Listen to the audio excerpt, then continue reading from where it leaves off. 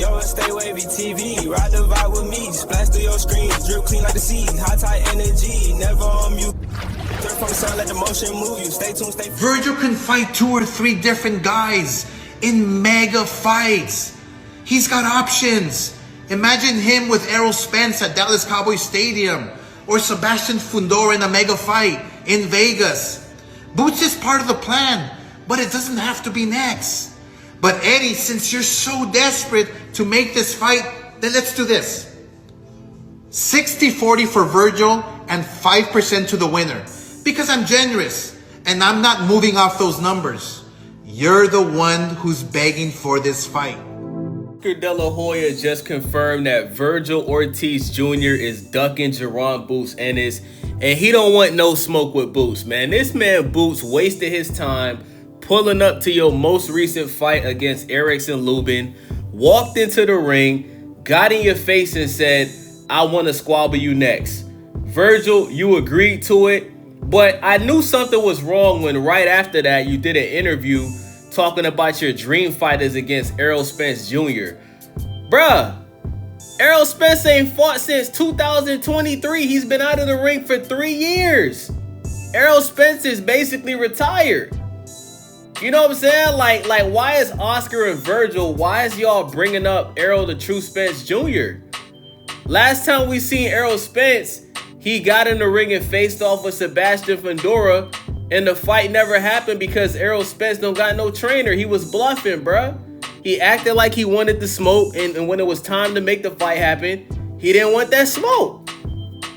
You know what I'm saying? So I don't understand, bruh. Like, Oscar's talking about, you know, Vergil has a lot of options, and bruh, that's duck talk, man.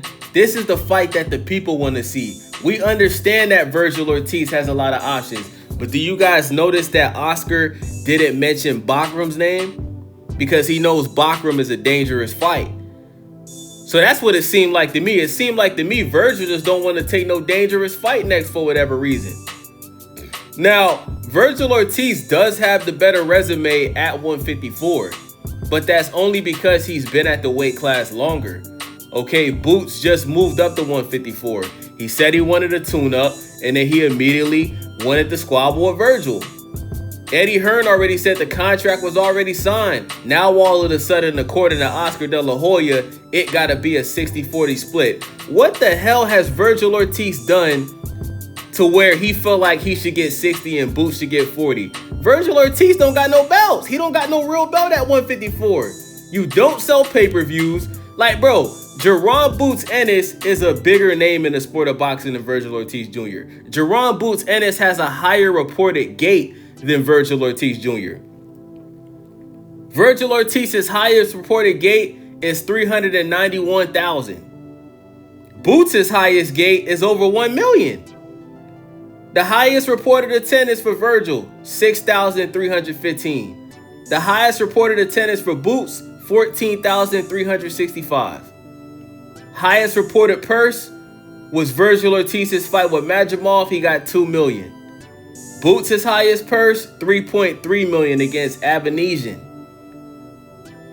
Boots has been a world champion. Boots unified 147. Vergil Ortiz did not unify 154. Vergil Ortiz has not won no real belt. He hasn't won any belt at 154. So why the hell should Vergil be the A side?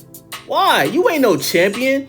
Bruh, this need to be a 50-50 fight. But I'm going to tell y'all this, bro.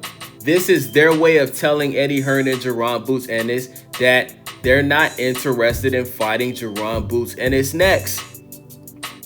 Because they know that Boots is a threat. And they know that if Vergil Ortiz loses, it's over. They're still, you see, you guys got to remember, they're still building up Vergil Ortiz. They're still building him up. You know what I'm saying? They're still building him up. So with that being said, you know, this whole situation is about, they don't want to ruin the bag for Vergil Ortiz. They're still building him up. They want him to keep winning. They want him to keep getting higher paydays. And it's crazy how they said Sebastian Fundora. Bruh, Sebastian Fundora already got a fight lined up with Keith Thurman. The only reason why the fight didn't happen last year is because Sebastian Fundora hurt one of his hands. So you can't fight Sebastian Fundora next unless you're going to sit out and wait till, what, the second half of the year? That don't make no sense. Boachuk got a fight coming up. Fundora got a fight coming up. So what options do you really have next at 154? You would have to pretty much take a tune-up. Pretty much.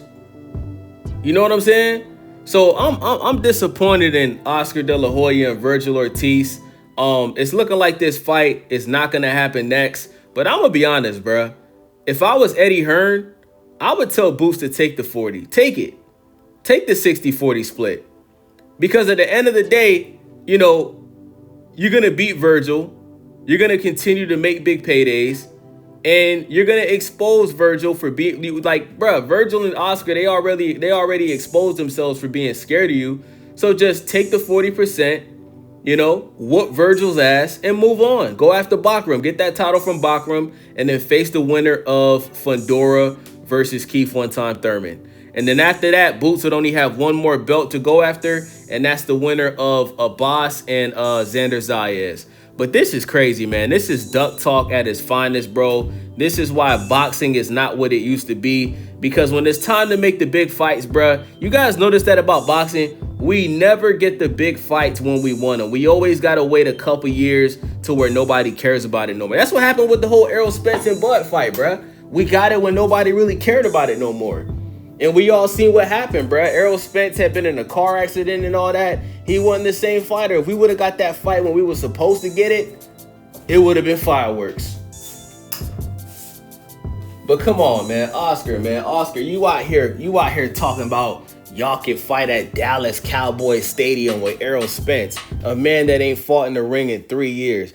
That's disgusting, bruh. It's your boy Wavy. Stay Wavy TV. Make sure y'all subscribe. Thumbs up the video. Let me know what you guys think about this. I'm out. Welcome to the vibe. Stay wavy in the mix. Got the culture on the rise. Tap in, hit subscribe, ring that bell, let it ride. We gon' surf through the trends, give you game every time. Reviews, new views, keep it honest, never fake. If you're looking for the wave, this is the channel you embrace. Stay